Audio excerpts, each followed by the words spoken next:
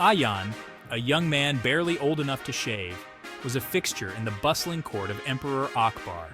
He wasn't a noble, nor a warrior, nor possessed of any particular lineage.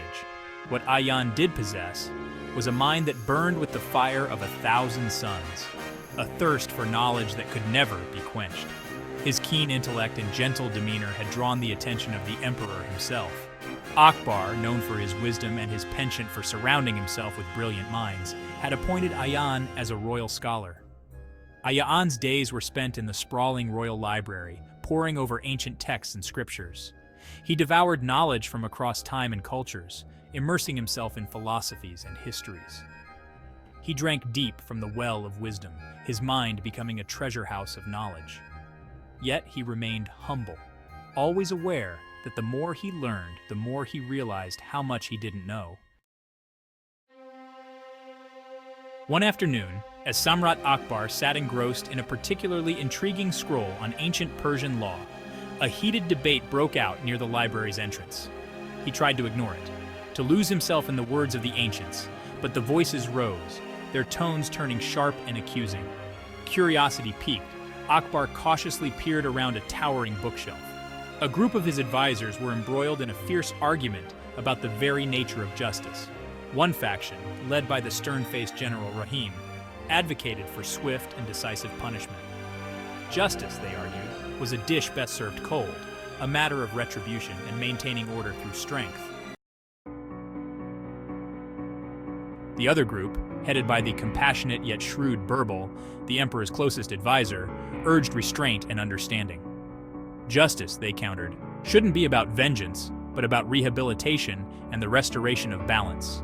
The argument raged, each side presenting compelling arguments, neither willing to yield. Ayaan listened intently, his mind working furiously. He had always believed that justice was a multifaceted concept, not a simple equation to be solved with brute force or unwavering adherence to law. The young scholar felt a stirring within him, a desire to express his own understanding of this complex issue. Mustering his courage, Ayaan stepped out from the shadows of the bookshelves. The courtiers, surprised by his sudden appearance, fell silent, their gazes turning towards him. Ayaan, his heart pounding in his chest, spoke with a clarity that belied his youth. He spoke of justice not as a weapon to be wielded, but as a seed to be sown. He argued that true justice lay not in punishment, but in understanding the root of the transgression and addressing it with compassion and wisdom. Ayaan's words, infused with knowledge gleaned from countless texts and seasoned with his own innate empathy, hung in the air. The courtiers, used to the pronouncements of seasoned ministers, were taken aback by the young scholar's eloquence and insight. The library door opened and Emperor Akbar himself entered, his presence commanding instant silence. "What is this I hear about seeds of justice being sown?"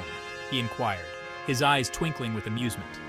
The courtiers parted, revealing a slightly flustered Ayaan still holding his ground. Ayaan, emboldened by the emperor's open demeanor, repeated his arguments, weaving together ancient wisdom and his own insights. Akbar, known for his keen mind and his appreciation for a fresh perspective, listened with rapt attention. When Ayaan finished, a thoughtful silence filled the room. Akbar, impressed by Ayaan's wisdom and compassion, decided to test his mettle. A distant province, simmering with resentment over perceived injustices, threatened rebellion. Many advisors, including General Rahim, advocated for a show of force to quell the unrest.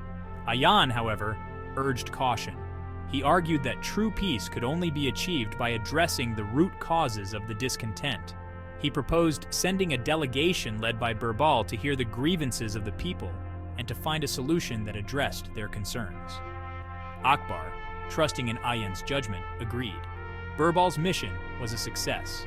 By listening to the people and offering fair solutions, he was able to quell the unrest and bring the province back into the fold without a single drop of blood being shed. Ayaan's influence in Akbar's court grew. He continued to champion the cause of compassionate justice, tempering the emperor's judgments with wisdom and understanding. His presence in the court became a beacon of hope for the downtrodden and a reminder to the powerful that true justice lay not in retribution, but in reconciliation. Ayaan's legacy extended far beyond his years. He became a legend, his name synonymous with wisdom, compassion, and the pursuit of true justice. His story served as a shining example for generations to come, a testament to the power of knowledge, empathy, and the courage to stand up for what is right, even in the face of power.